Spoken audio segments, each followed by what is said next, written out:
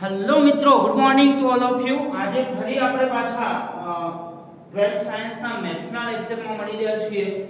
મિત્રો, હવે આપણે વાત કરવી છે નળાકારના કદની. તો સૌપ્રથમ આપણે નળાકારના કદનું સૂત્ર લખી દઈશું. નળાકારનું કદ v બરાબર મિત્રો નળાકારનું કદ થાય છે πr²h. ઓકે, તો અહીંયા પણ આપણે બે પ્રકારના પ્રશ્નો બનાવી શકીએ. પ્રશ્ન નંબર 1 કે નળાકારના કદમાં તેની ત્રિજ્યાને સાપેક્ષ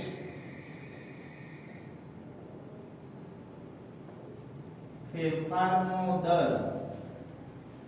તો એને મિત્રો આપણે શું લખી શકીએ? બે માપ તમને દેખાય છે, કદ v હોય અને ત્રિજ્યા હોય r. તો સૌપ્રથમ આપણે એને લખીએ dv/dr. તો d/dr ઓફ કૌંસની અંદર πr²h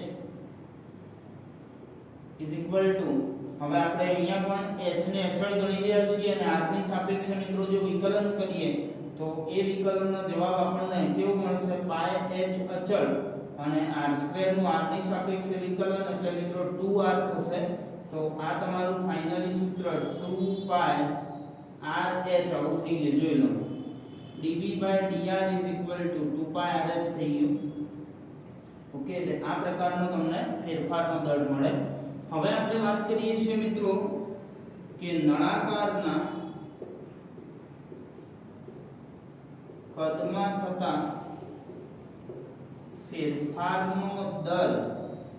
ખાલી દર કહીએ, કોની સાપેક્ષે એવું નથી આપતા, આપણે સ્પષ્ટતા નથી કરી રહ્યા. કદને આપણે v કહી શકીએ પણ સફિક્સમાં કોની સાપેક્ષે મેળવવાનું છે ના કીધું હોય તો મિત્રો આપણે dv/dt કરતા હોઈએ છીએ. તો d/dt ઓફ v નું સૂત્ર આપણે લખી દઈએ πr²h ઇઝ ઇક્વલ ટુ, અહીંયા પણ h અચળ હોય કદાચ તો આપણને સૂત્ર કેવું મળશે? આ ઘાત r² ની આગળ આવશે 2πrh અને r નું પાછું t ની સાપેક્ષે થશે dr/dt. આ રીતે આપણને સૂત્ર મળશે. ઓકે, તો આવો તમારા ફેરફારનો દર સમયની સાપેક્ષે મળશે મિત્રો. ક્લિયર? તો આ પ્રકારે આપણે ખુલ્લો, આમાં મિત્રો ખાસ ધ્યાનમાં રાખજો કે નળાકારના કિસ્સામાં જો કદ હોય તો કદ તો તમે ખુલ્લું હોય તો એટલું જ ભરી શકો. માની લો કે હું તમને ફોર એક્ઝામ્પલ એક ઉદાહરણ આપું. એક ગ્લાસ લીધો હોય તમે, પાણીનો ગ્લાસ નળાકાર આકારનો, બરાબર? એનું તળિયું હોય છે પણ ઉપર ઢાંકણું હોતું નથી. એ વખતે તમે જેટલું એની અંદર પાણી ભરી શકો છો અને ઢાંકો તો એટલું જ પાણી ભરી શકો. એટલે એને ખુલ્લો રાખો, બંધ રાખો, કોઈ ફેરફાર થવાનો નથી. એટલે કદની અંદર એવા કોઈ કિસ્સાઓ ભૂલે ચૂકે લખતા નહીં કે ભાઈ ખુલ્લો નળાકાર છે કે બંધ નળાકાર છે તો એના કદમાં થતા ફેરફારનો દર શું થાય. ખુલ્લો બંધ એવું કશું હોય નહીં, બધું એક જ કદ હોય, ખુલ્લો હોય કે બંધ હોય. ઓકે, તો અહીંયા મિત્રો નળાકારના કદમાં થતા ફેરફારના દરોની ચર્ચા પૂરી થાય છે. હવે આપણે આગળ વાત કરીએ છીએ શંકુ. એક બાકી હતો આપણો અને એના પછી એક આપણો શેપ રહી ગયો તો કવર કરવાનો, ગોળો, બરાબર? તો એને પણ આપણે કવર કરી દઈએ છીએ. સૌપ્રથમ ફટાફટ ચોથા નંબરનો શંકુ લઈ લઈએ આપણે. તો મિત્રો શંકુના કિસ્સામાં તમે ઓલરેડી આમે કવર કરેલું છે એટલે આ તો બધું જાણો જ છો તમે કે પાયાની ત્રિજ્યા r હોય, એની શંકુની ઊંચાઈ તમને h આપેલી હોય અને આપણે તિર્યક લંબાઈ અથવા તિર્યક ઊંચાઈ બોલી શકીએ એ l આપેલી હોય. તો શંકુના કિસ્સામાં આપણે લખીએ લગભગ શંકુના કિસ્સામાં કોઈ ખુલ્લો કે બંધ એવો કોઈ કિસ્સો લગભગ આપણને પૂછાતો નથી. હા, આમ બનાવવું હોય તો બનાવી શકાય શંકુને પણ ખુલ્લો. કેવી રીતે? ફોર એક્ઝામ્પલ હું તમને ઉદાહરણ આપું, આઈસ્ક્રીમનો કોન. તો જેમાં તળિયું નથી હોતું, જુઓ ખુલ્લો હોય છે તો જ એમાં આઈસ્ક્રીમ ભરી શકાય, નહીં તો બંધ કરી દઈએ તો એમાં ભરી ના શકાય. ઓકે, એટલે અહીંયા પણ આપણા સિલેબસમાં આઈ થિંક એવો કોઈ કિસ્સો નથી કે ખુલ્લો શંકુ છે. એટલે આપણે સીધા શંકુના પૃષ્ઠફળની જ વાત કરીએ છીએ. શંકુનું પૃષ્ઠફળ પણ એ ધ્યાનમાં રાખજો, કદાચ ખુલ્લો શંકુ આવી શકે છે ખરા. મારે જો પ્રશ્નમાં MCQ માં પૂછવો હોય તો હું બનાવી શકું ખરા? તો તમારે ખાલી પૃષ્ઠફળની અંદર એના તળિયાનું ક્ષેત્રફળ ઉમેર દેવાનું. તળિયું તમે શંકુનું જુઓ, આમ શંકુ ઊભો કરેલો હોય આમ જુઓ તો વર્તુળાકાર દેખાશે, એટલે પાય સ્ક્વેર એમાં ખાલી જસ્ટ ઉમેર દેવાનું. તો શંકુનું પૃષ્ઠફળ s બરાબર જનરલી આ જે છે પૃષ્ઠફળ એનું વક્ર સપાટીનું એ મિત્રો પાય r l જેટલું હોય છે અને વત્તા તળિયું લઈએ પાય r સ્ક્વેર જેટલું. ઓકે, તો આ પ્રકારે તમને મળતું હોય છે. અહીંયા મિત્રો l જે છે જો તળિયું બદલાશે ને, કદાચ આ તળિયું મોટું થશે મિત્રો, તો l માપની અંદર ફેરફાર થઈ શકે છે. ખ્યાલ આવે છે તમને? l માપ મોટું બનશે જો તળિયું મોટું બનશે ત્યારે. એટલે તમારે અહીંયા એ યાદ રાખવાનું છે કે જો વર્તુળ જે પાયાનું વર્તુળ છે એની ત્રિજ્યા મોટી કરવામાં આવે તો એની સાથે સાથે એના આ l માપની અંદર પણ ફેરફાર થતો હોય છે. એટલે એવા કિસ્સાની અંદર તમે l બરાબર પાયથાગોરસના નિયમને ધ્યાનમાં રાખો તો l બરાબર તમે h² + r² લખી શકો છો મિત્રો. અહીંયા ખ્યાલ આવી ગયો? અહીંયા કાટકોણ ત્રિકોણ બને છે એટલે આ પાયો અને વેધના વર્ગોનો સરવાળો વર્ગમૂળની અંદર મૂકી દઈએ એટલે આપણને તિર્યક ઊંચાઈની મૂલ્ય મળી જાય h² + r². તો આ સૂત્રને તમે એવી રીતે મોડિફાઈ કરી શકો છો કે પાય r અને ઇન્ટુમાં h² + r² અને વત્તા પાય r². અને હવે મિત્રો માની લો કે હું તમને એવું પૂછું કે શંકુના પૃષ્ઠફળમાં થતા ફેરફારનો દર તેની ત્રિજ્યાને સાપેક્ષ શોધો. તો કેવી રીતે મળી શકે? તો એ પહેલો પ્રશ્ન આપણે જોઈએ. શંકુના પૃષ્ઠફળમાં તેની ત્રિજ્યાને સાપેક્ષ ફેરફારનો દર. તો મિત્રો એને આપણે શું કહી શકીએ? ds બાય ત્રિજ્યા. અહીંયા જો જોઈ શકો છો કે પૃષ્ઠફળને s અને ત્રિજ્યાને આપણે કહી શકશું r, એટલે ds બાય dr માંગેલું છે મિત્રો. તો કેવી રીતે આપણને મળી શકે છે? ds બાય dr = જે આપણું મળેલું સૂત્ર છે એ લખી દઈશું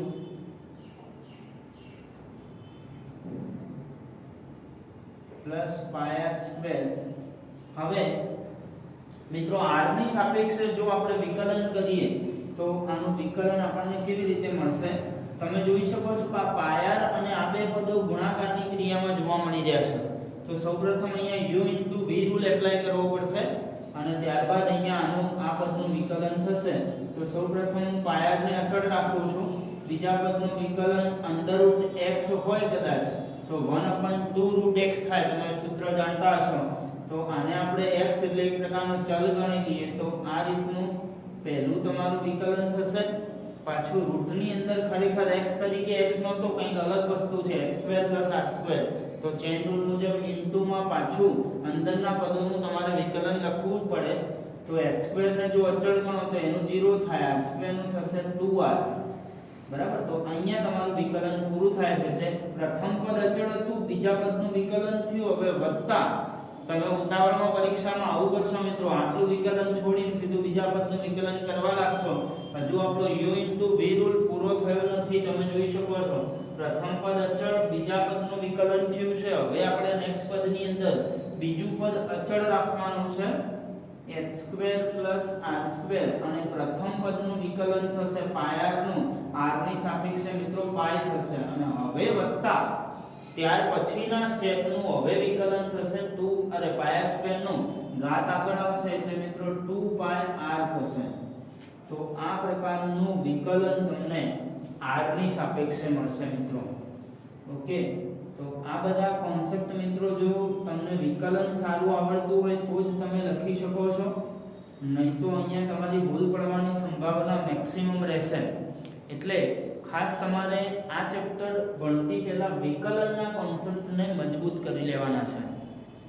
ઓકે, તો હવે ds/dr જો અહીંયા કંઈ કેન્સલ આઉટ થતું હોય તો આપણે જોઈએ તો તમે 2 કેન્સલ કરી શકો છો, r સીધો ગુણી જશે એટલે પાય r² બનશે, નીચે અંડર રૂટમાં h² + r² થશે અને વત્તા અહીંયા જોઈએ તો પાય અંડર રૂટની અંદર h² + r² અને ત્યારબાદ મિત્રો 2πr આવું થશે આપણું સૂત્ર.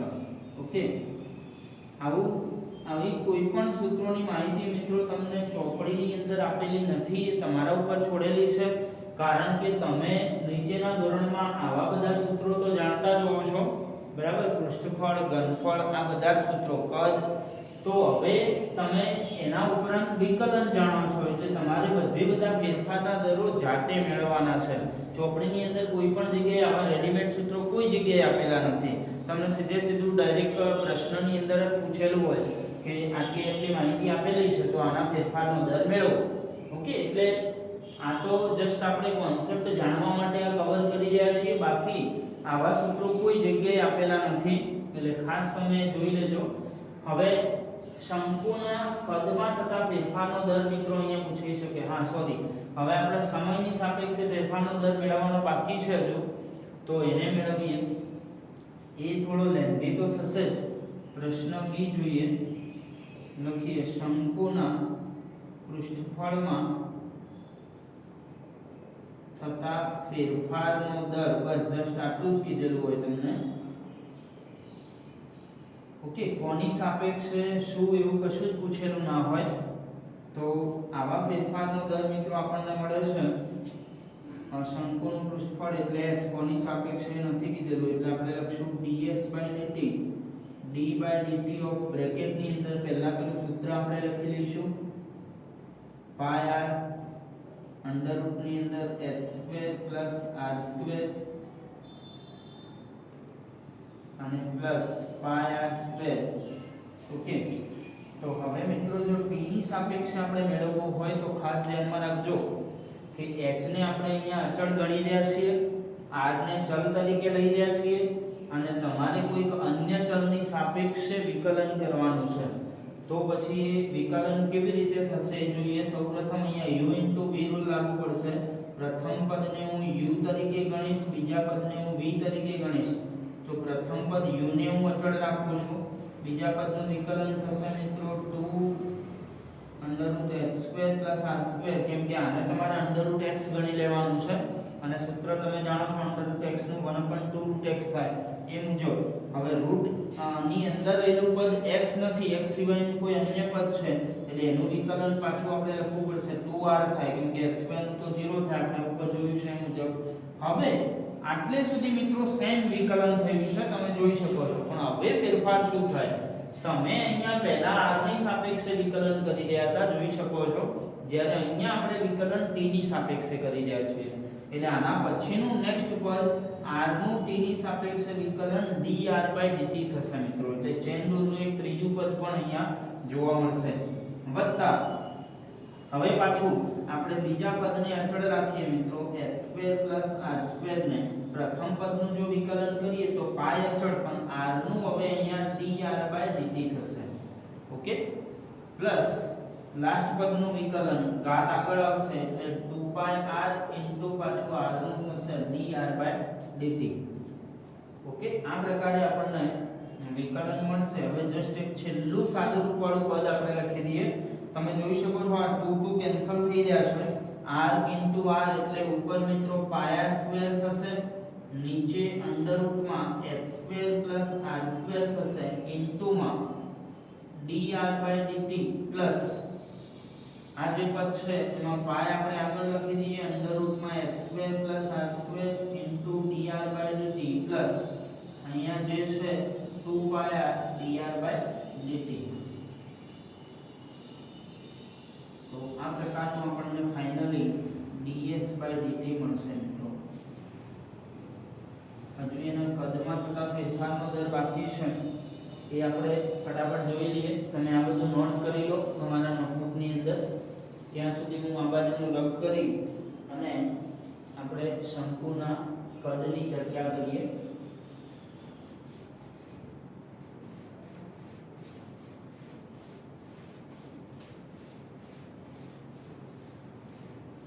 ઓકે, તો મિત્રો હવે આપણે શંકુનું કદ લખીએ છીએ.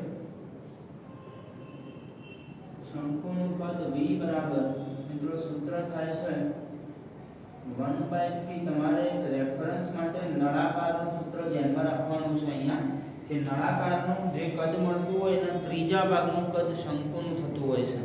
નળાકારનું કદ આપણે જોયેલું πr²h અને આનો ત્રીજો ભાગ કરવો હોય તો 1/3 આગળ લગાવી દેવાના છે.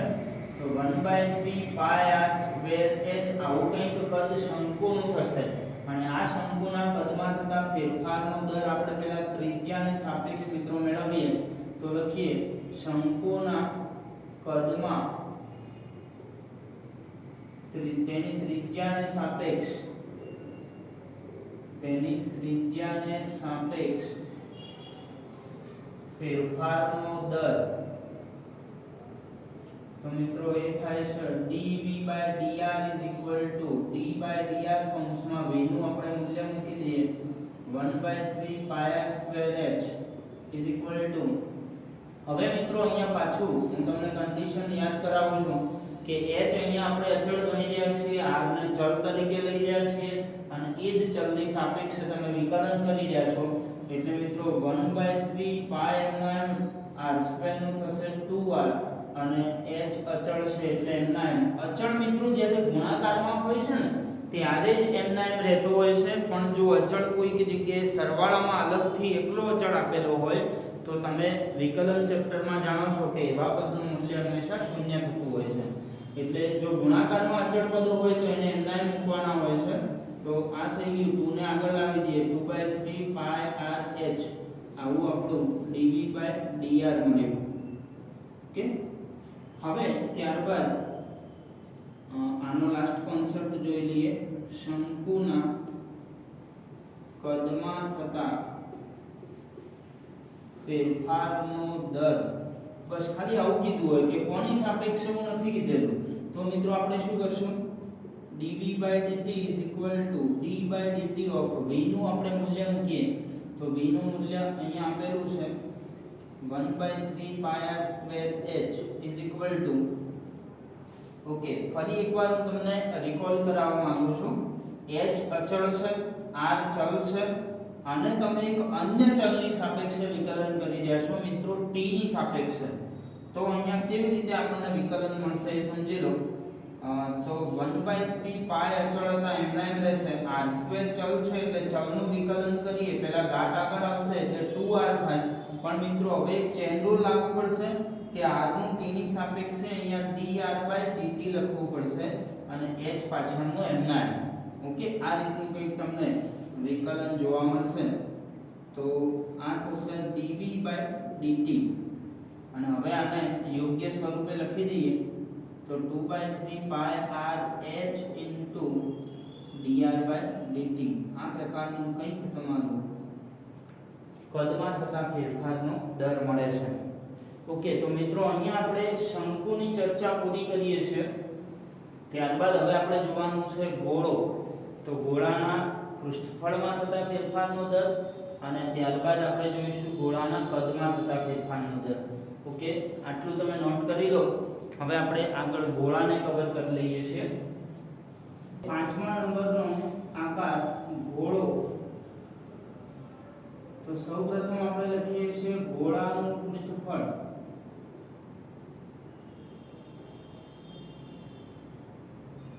ગોળો કંઈક આ રીતનો હોઈ શકે. આની ત્રિજ્યા આપેલી છે r. તો એના પૃષ્ઠફળને જો માની લો કે આપણે s કહીએ સરફેસ એરિયાનો તો એ થાય છે મિત્રો 4πr². તો આમાં પણ બે કિસ્સા તમને પૂછાઈ શકે કે કિસ્સો નંબર 1 ગોળાના પૃષ્ઠફળમાં તેની ત્રિજ્યાને સાપેક્ષ ફેરફારનો દર. એટલે મિત્રો આ થશે ds/dr અને આપણે જો r ની સાપેક્ષે મિત્રો વિકલન કરીએ તો અહીંયા તો તમે જોઈ શકો છો એક જ ચલ આપેલો છે r ખાલી, બાકી 4π તો અચળ છે ને r નું r ની સાપેક્ષે જ વિકલન કરવાનું છે. તો 4π અચળ અને r² નું વિકલન મિત્રો 2r થશે એટલે આપણો આ જવાબ 8πr મળશે. ઓકે, એટલે અહીંયા આપણે ગોળાના પૃષ્ઠફળમાં ત્રિજ્યાને સાપેક્ષ ફેરફારનો દર આ રીતે મળી શકે. કિસ્સો બી જોઈએ કે ગોળાના પૃષ્ઠફળમાં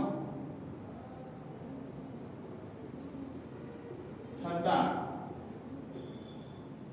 ફેરફારનો દર. ઓકે, જસ્ટ આટલું કીધેલું છે. કોની સાપેક્ષે નથી કીધેલું. તો મિત્રો આપણે જાણીએ છીએ મુજબ ds/dt થશે. d/dt ઓફ s નું આપણે મૂલ્ય મૂકી દઈએ 4πr² ઇઝ ઇક્વલ ટુ આ મિત્રો જવાબ થશે 2 આગળ આવશે એટલે 8πr અને પાછું r નું t ની સાપેક્ષે ચેન રૂલ મુજબ વિકલન dr/dt લખવું પડતું હોય છે, એટલે આ પ્રકારે મળશે.